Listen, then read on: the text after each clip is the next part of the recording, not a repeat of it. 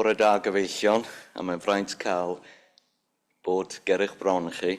Gobeithio fy'n fawr byddaf yn deilwng o hanes a throddodiad y pwlpid hwn.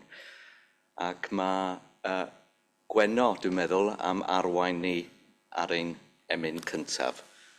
Diolch yn fawr, Gweno.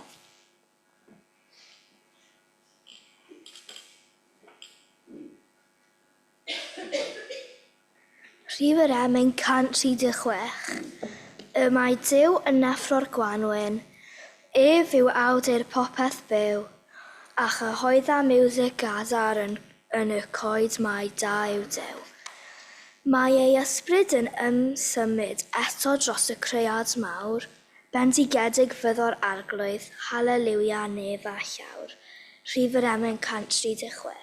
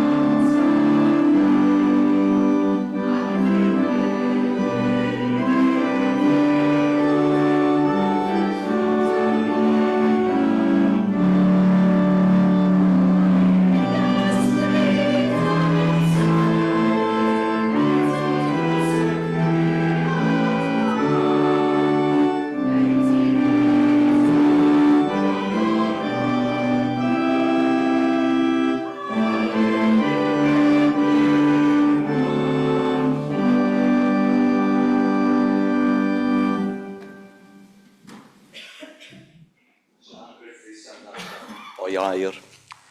Diolch yn fawr.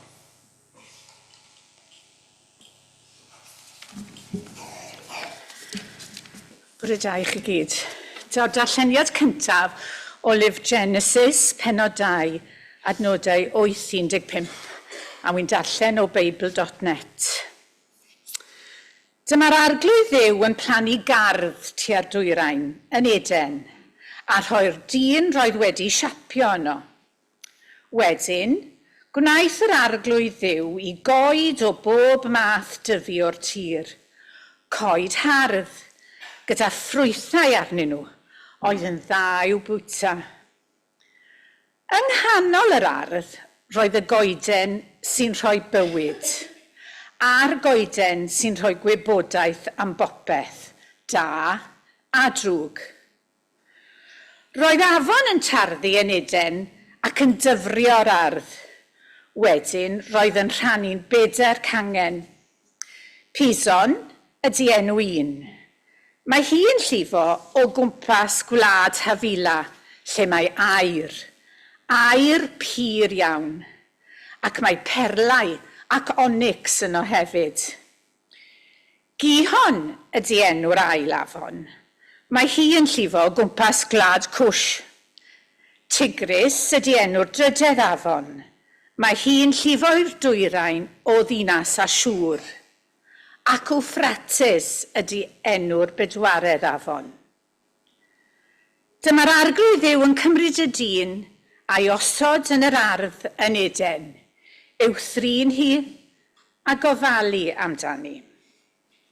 Ac yna daw'r ail ddarlleniad o'r Testament Newydd, o lyfr Mathew 26, adnodau 36 i 46. Y weddi yn Getsemane. Yna daeth Iesu gyda hwy i le a elwyr Getsemane. Ac medde wrth y disgyblion, eisteddwch yma tra bydda fi'n mynd fan draw i weddio. Ac fe gymerodd gydag ef Pedr a 2 fab Zebedeus, a dechreuodd ddeimlo dristwch a thrallod dwys.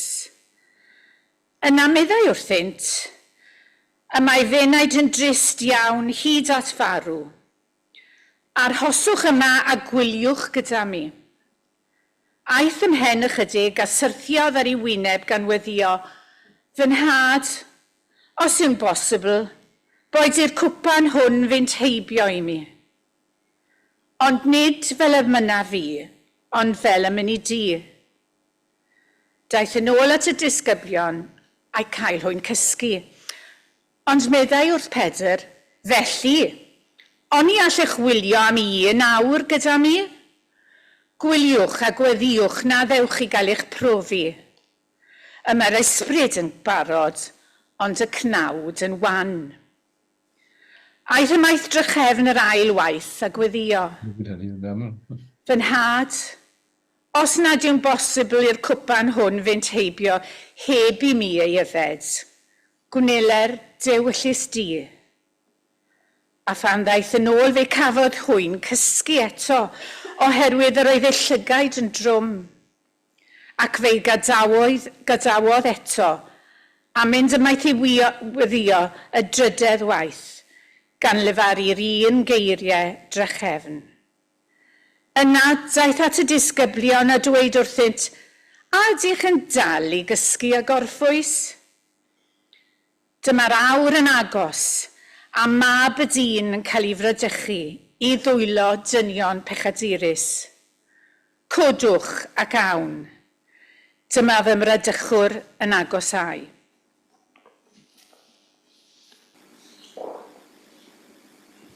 Helo blant yr ysgol Sul a oes adnodau? Gwenno, sut ti'n gallu dod i'n helpu am eiliad? Ie?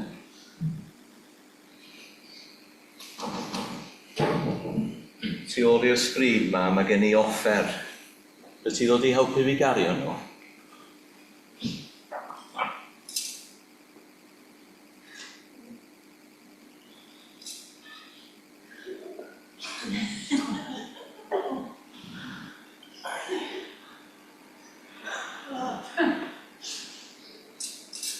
Ti di lawr fan hyn, a wedyn eich fod ti godi nhw. Reit, beth gen ti'n dy llaw chwys? Ti'n gwybod beth ydyn nhw? Ie. Rhaw, ie. Beth o'n i'n neud efo rhaw? Palu, gair da. A lle da ni'n palu? Yn yr ardd, perffaith. A beth gen ti yn dy law dde? Thingy casglu gwair. Ie, ffordd dda o ddisgrifio fo. Mae hwn yn un special, gwrwch. Mae'n mynd allan fel yna. A beth da ni'n neud efo hwn? Ar ôl torri gwair beth yn casgio, wel, mae yna arddwr y dyfodol y fan hyn. Cribyn, da ni'n gael efo'n Gymraeg. A beth da ni'n gwneud efo hwn?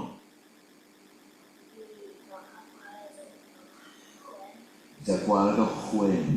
Ia. Oes gennych chi chwyn yn eich arth? Na'n deud wrth neb. Oes? Wel, ym mhob gardd mae'n ychydig bach o chwyn yn does. Ga i ofyn cwestiwn personol. Pwy yw'r garddwr yn eich gardd chi? Pwy sydd yn rheoli ac yn gwneud yr ardd yn brydferth? Dad. Dwi'n siŵr, di mam yn helpu hefyd? Felly, da ni'n mynd yn rhy bersonol o fan hyn. Ond dwi ti'n helpu? Ia? A beth ti'n hoffi gwneud yma? Dwi'n hoffi plannu. Ia? Plannu hadau ar gyfer y dyfodol. Ia? Ac ydy dad yn arddwr da? Ydy? Wel, dyna ni. Dwi am ddangos i chi. Beth gynnon ni fan hyn, da ni yr ardd gyntaf yw hon, gardd Eden. Di'n edrych yn neis, gweno. Oedd yn barodwys. A dwi am ddangos gardd arall i chi. Os fydrai ffindio fi. Dyma oedd y llyfr o'n i'n defnyddio yn un i oedran ti i ddarllen am y Beibl. Os fydrai ffindio fi.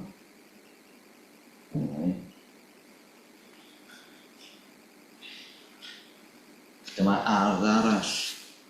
Gardd o'r enw Gardd Gwasanaeth.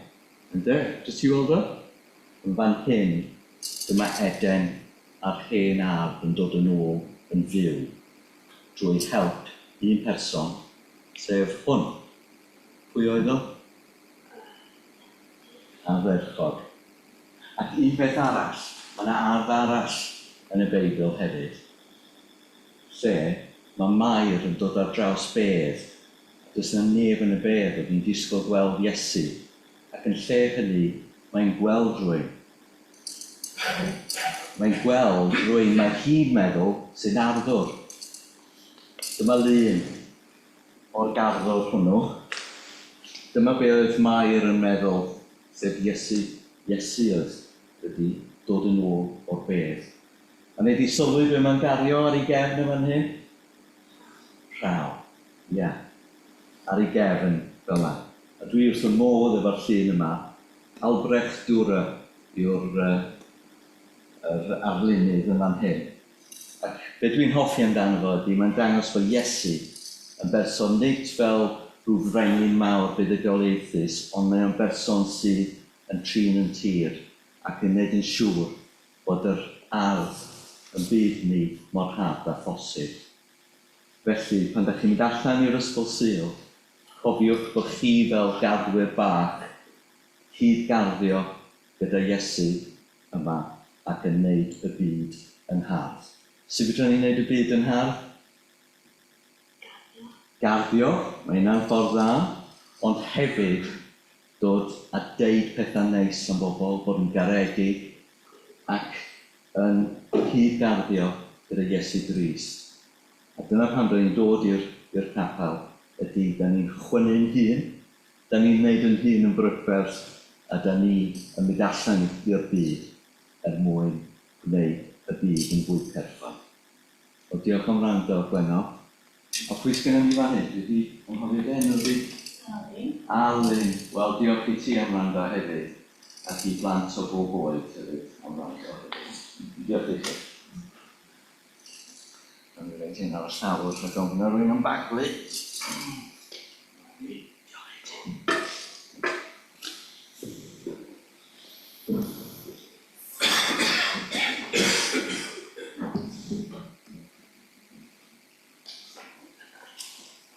Wel, parhawn ein addoliad, pan drown at yr ail emyn, sef emyn 285.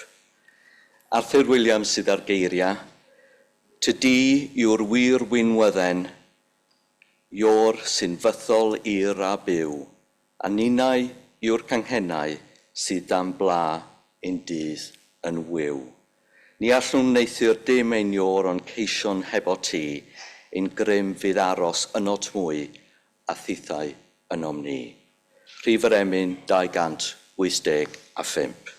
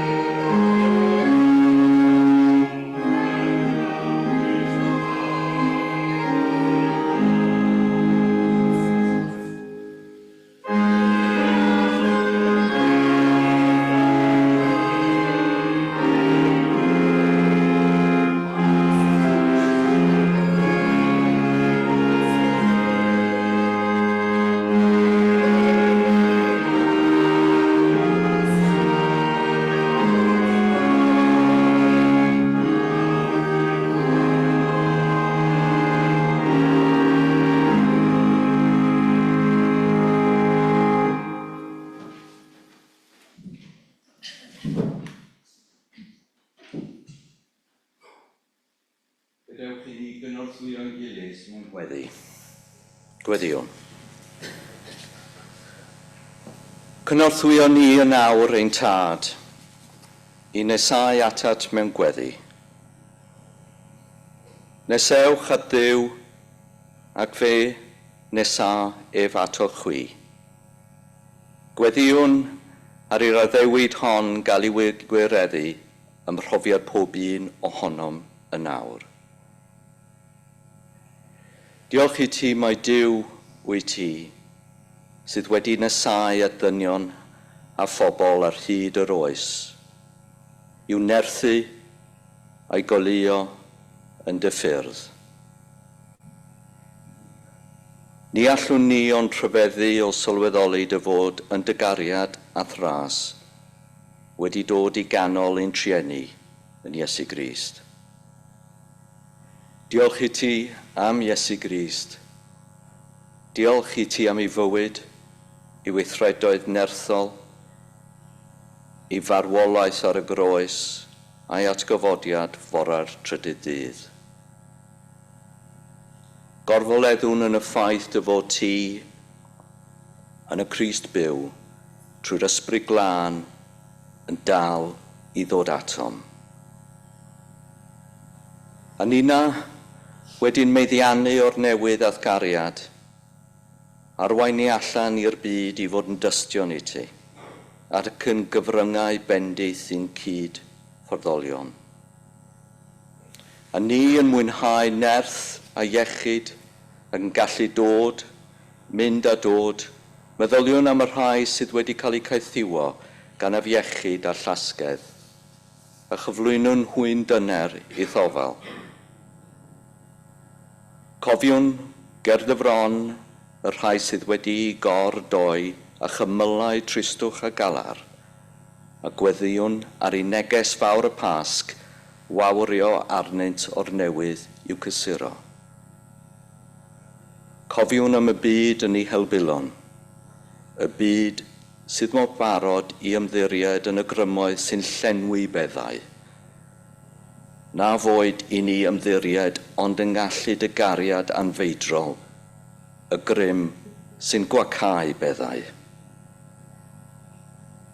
Edrych anom yn awr yn dy drigaredd, a chymer ni o'r newydd yn eiddo ti dy hun, wedi maddau'n pechodau yn Iesu Grist. Clyw pob gweddi o'n heiddo yn ein Iesu Grist ein harglwydd, yr hwn a'n dysgodd ni fel teulu ynghyd i weddio. Ein tad.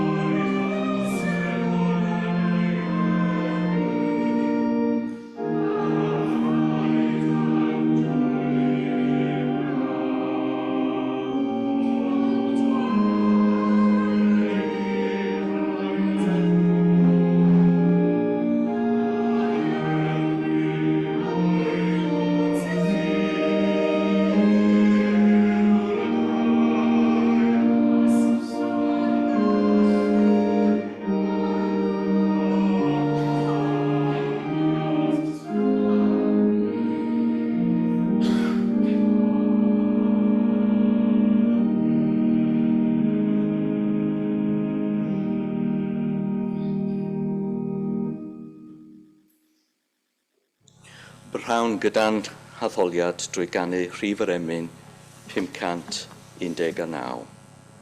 Emyn byr ond mawr. Emyn gan Thomas Lewis. Wrth gofio i ryddfannau yr ardd a'i chwys fel defnynnau o waed, aredig ar gefn oedd mor hardd, a'i daro a chleddydd ei dad.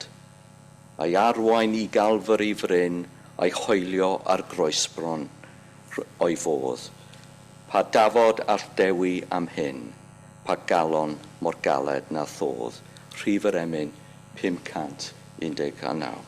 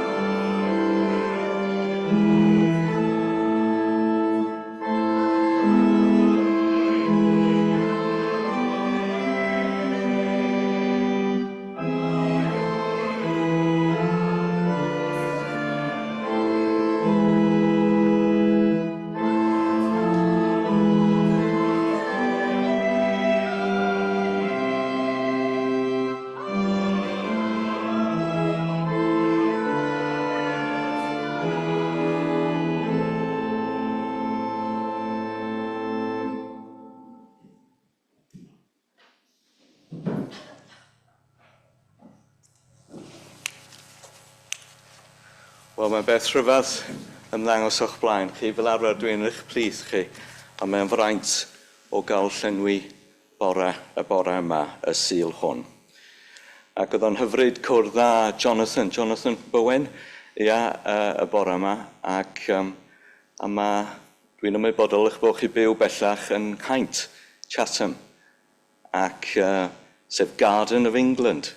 A mae hynna yn fod yn berthnasol iawn yn y bregaeth hon. A mae gen I gysylltiad clos o fod yng Nghaint a'n nhad hefyd pan oedd o'n y llynges. Ac dymuniadau gorau chi am yn hyfryd eich gweld chi.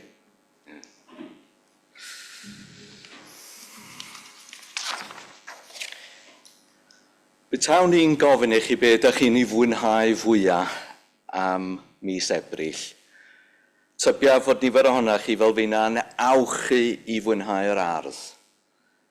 O'r diwedd wedi oerni tywyllwch y glwybaniaeth y gaeaf yn enwedig eleni, pryn da ni wedi cael y cyfle i droedio i'r ardd.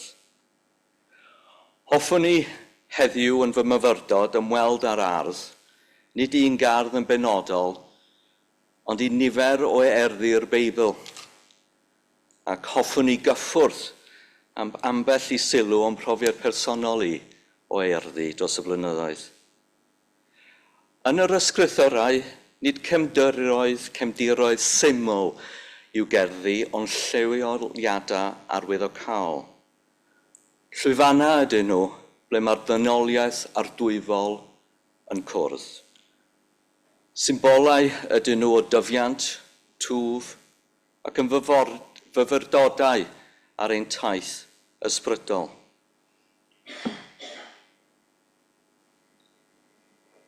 Maent yn lefydd fel fysai Wordsworth yn ei ddweud sy'n cyfleu yn berffaith y syniad o spots of time, mannau mewn amser. Y digwyddiadau cofiadwy a nisgwyl sydd yn cymryd lle fel arfer allan yn y maes mewn natur yng nghanol natur. Maent yn fodd i'n codi oddi ar y patrwm bydol llorweddol yn codi am i fyny tuag at yn tad nefol.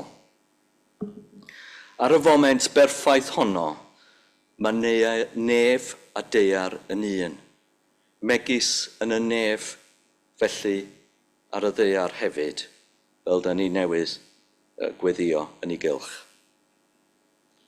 Pan yn blentyn, roedd yn gardd y Mangor yn frith o guddfiannau, o goed, o flodau, i fachgen roedd yn bwradwys, lle i ddringo coed, i ail greu brwydrau hanes, chwarae tic gyda ffrindiau ysgol, ac ar fin nos yn lle perffaith i syllu ar y sêr ar noson digwmwl. I mam, y garddwr, roedd ardd fawr ar leser yn gallu bod yn fwrn ac yn mynnu llawer o sylw o un flwyddyn i'r llall. Ar y degad roedd cael ein gwahardd o'r ardd neu rhan ohony'n gosb fawr am sathru ar flodeuyn neu pidio cadw at y llwybrau niferus yn yr ardd tra'n chwarae, neu tocio gormod ar goeden yn y gobaith o ennill arian poced. Gadewch ni ddechrau yn taith drwy'r ysgrythurau, ble arall ond yng Ngardd Eden. Roedd Gardd Eden yn baradwys fel y gwyddom ni, man o berffeithrwydd o ran harddwch, ond hefyd o ran cymdeithas a Duw. Yno mae Duw yn plannu'r ardd, yn dirprwyo'r gwaith i adda. Cymerodd yr arglwydd Dduw y dyn a'i osod yng Ngardd Eden, i'w thrin a'i chadw.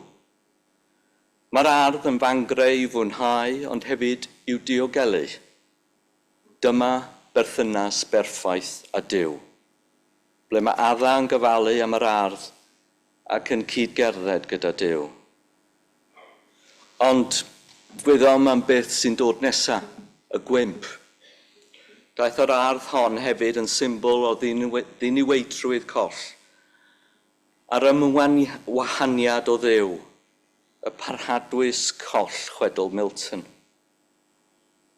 Da ni'n gweld bod adda yn yr ardd yn dewis ei fympwy, ei ewyllus, ei hun dros ewyllus Duw, ac wneud hynny yn dinistrio'r hyn sydd yn dda ac yn berffaith. Pan yn fy ugeinia 30au, roedd cael mynd i ganolfannau garddio yn gyffroes. Fel ydych gwyddoch chi, dwi'n rock and roll, os dwi'n hoffi mynd i'r canolfannau garddio, ond dyna oedd yn nileiti. Mae rhywbeth am ddewis planhigion a rhannu weledigaeth yn arddangos y cyd-ddeheu, neu yn dangos, yn rhoi cyfle i fi greu paradwys yn yr ardd gefn a chael rhoi un stamp ar fyd natur. Ac roedd wrth fynd i ganolfannau garddio a chymryd cariad i'r canolfannau hynny tra'n canlyn yn arwydd o wir berthynas. Mae rhywbeth am ddewis planhigion gyda partner, gyda cariad a rhannu'r weledigaeth yna yn addangos y cyd-ddeheu a'r gallu mewn berthynas i gyd greu, i gyd awchu, fel y nyddiau cynnar Eden. Mae gardd fel perthynas yn gofyn gwaith mwyn sicrhau thwf. Mae angen i'w mwynhau a'i gwerthfawrogi yn holl bwysig. Dwi'n siŵr eich bod chi wedi clywed mewn sawl priodas darlleniadau o ganiad Solomon. Pryn yw'r sôn amdanynt mewn gwasanaethau o sul i sul sydd yn biti. Yma, yng nghaniad Solomon, mae gerddi yn symbolau o gariad, prydferthwch a thwf. Mae'r gerddi hyn yn cynrychioli berthynas ffyniannus mewn cariad rhwng y briodferch a'r briodfab. Dyma ddarllen o'r caniad Solomon rhif 6. Fe aeth fy nghariad i lawr i'w ardd, i'w gwelïa perlysiau, i ofalu am y gerddi, ac i gasglu'r lililiau. Rwy fi'n eiddo fy nghariad, ac yntau eiddo finnau. Y mae'n bugeilio ymysg y lililiau. Mae John Wesley yn dehongli'r gerddi hyn fel symbolau o fywogrwydd ac egnioldeb yr Eglwys, wedi ymgorffori fel y briodferch, wedi meithrin gan gariad y briodfab, sef Crist. Mae'n rhybudd oesol os oes angen un, o'r angen i sicrhau perthynas anatod rhwng Crist a'i Eglwys.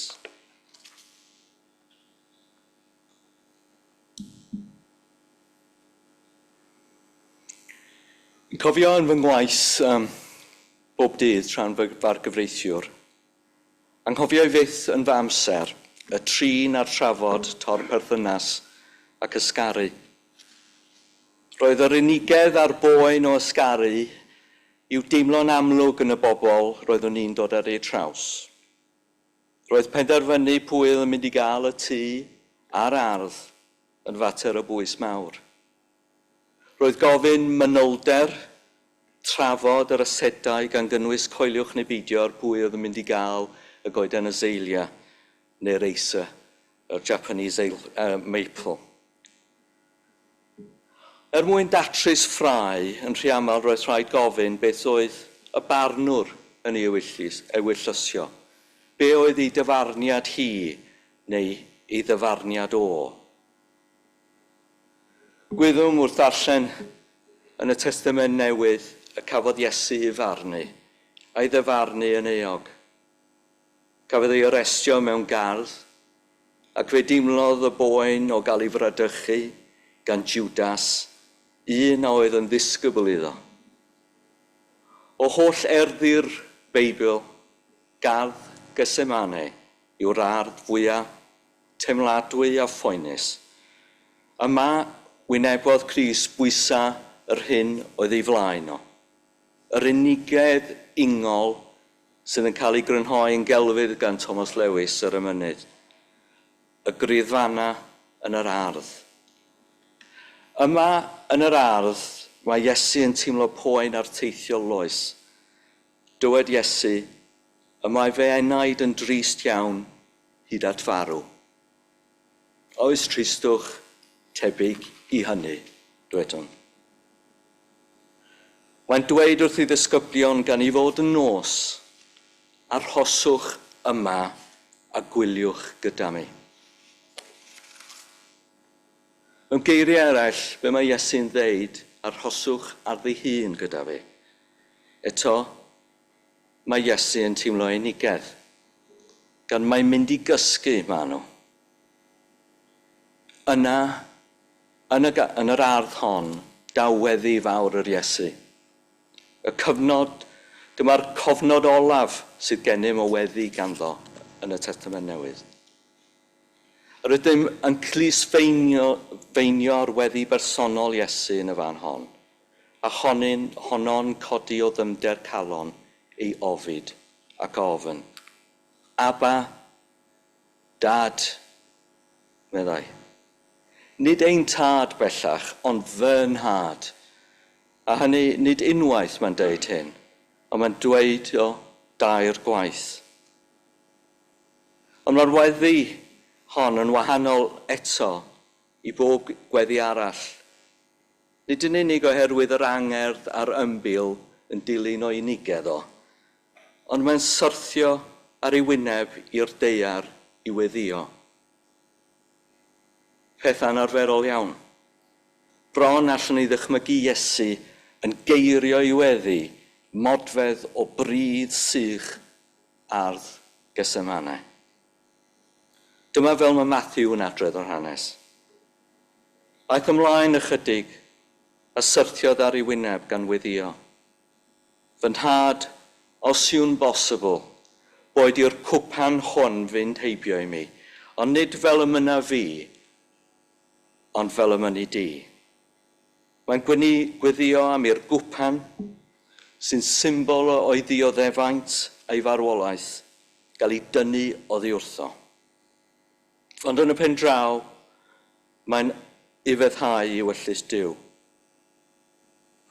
Yn Gethsemane, gwelwyd diwynydd Dietrich Bonhoeffer, ddarlun o fuddod ac ildiod y mab tuag at ewyllus y tad nefol. Mae'n gwrthgyferbynnu anifeddod Eden, lle methodd adda, ond yma fe lwyddodd Iesu. Awgrymir yn hyn oll, serch hynny, nad ofn y boen a'r dioddau oedd y pennaf yn meddwl Iesu, ond ofn ein gweithaf ni fel pobl. Dyna yw'r groes, yr amlygiad cliriaf a phennaf o'r anhrefn sydd ynom ni fel pobl. Ond mae'r groes hefyd yn amlygiad clir a phendant o gariad gwaredol Duw. Yn olaf, rydyn ni am ddod at ein gardd olaf o'r Beibl. Y beddrod neu'r bedd mewn gardd. Daw hyn o Efengil yn ôl Iowan. Dyma ble cafodd Mair y bedd yn wag, os cofiwch chi. Yma hefyd ceir yr ymddangosiad cyntaf a welwn o Iesu ar ôl i atgofodiad, a hynny fel garddwr. Dywedir yn Efengil Iowan fod Mair yn chwilio am Iesu, ac mi'n ei weld ac yn meddwl mai garddwr ydi o. Mae'r beddrod gwag yn yr ardd yn fan lle trodd anobaith yn obaith, wrth i Iesu orchwygu marwolaeth. A fel y dywod N.T. Wright, ysgolhaig blaenllaw o'r Testament Newydd, mae bedd gwag yn yr ardd yn dynodi gydag atgyfodiad Iesu bod adferiad pob peth wedi ddechrau. Mae'r Efengil yn ôl Iowan yn llyfr y dechreuadau newydd, yr ail ddechrau, llyfr y greadigaeth newydd. A'r hyn a welwn ar y groes yw'r Iesu yn dechrau'r gwaith anhygol hwn, o'r dechrau, o'r newydd. Dwi mor hoff o'r ddelwedd o'r Iesu fel garddwr. Oherwydd pan ddechrau'n ddeall fod popeth a welwn ar y ddaear wedi dechrau mewn gardd. Ond hefyd collwyd popeth o ran ein perthynas â Iesu a'r tad mewn gardd hefyd.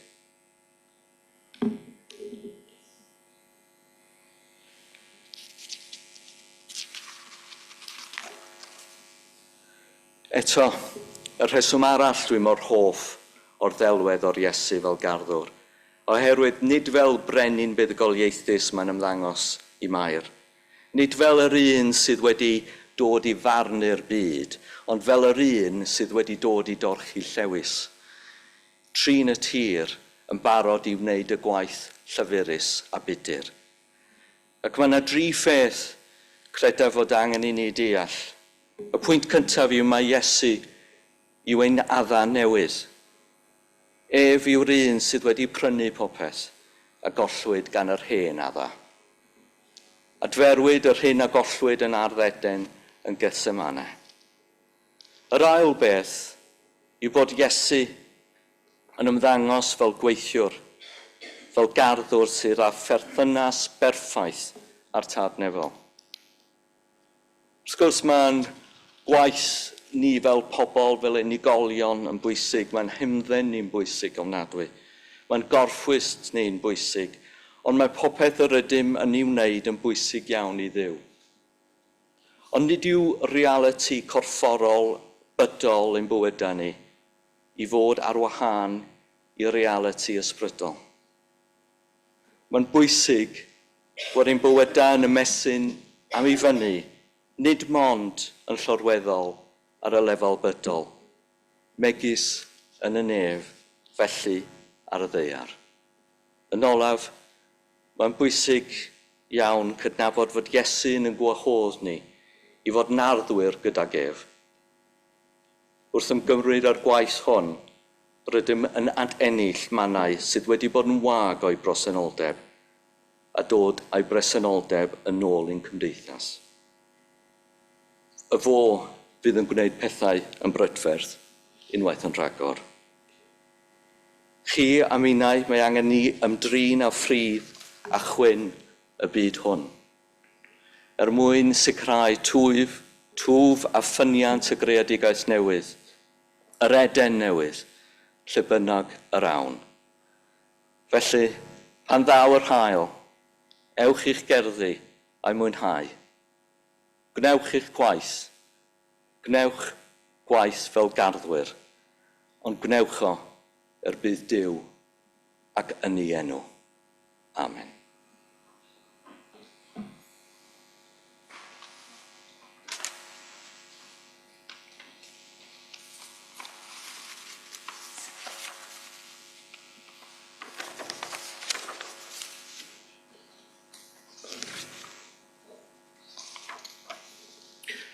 Trown yn olaf at enhemyn olaf, sef rhif yr emyn 756.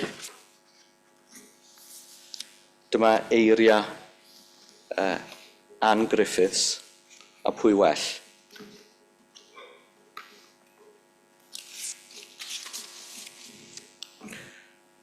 Gwna fi fel pren planedig, o fenyw yn ir ar lan afonydd, dyfroedd byw.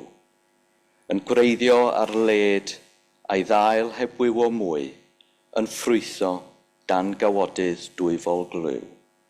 Ac yn y blaen, rhif yr emyn 756.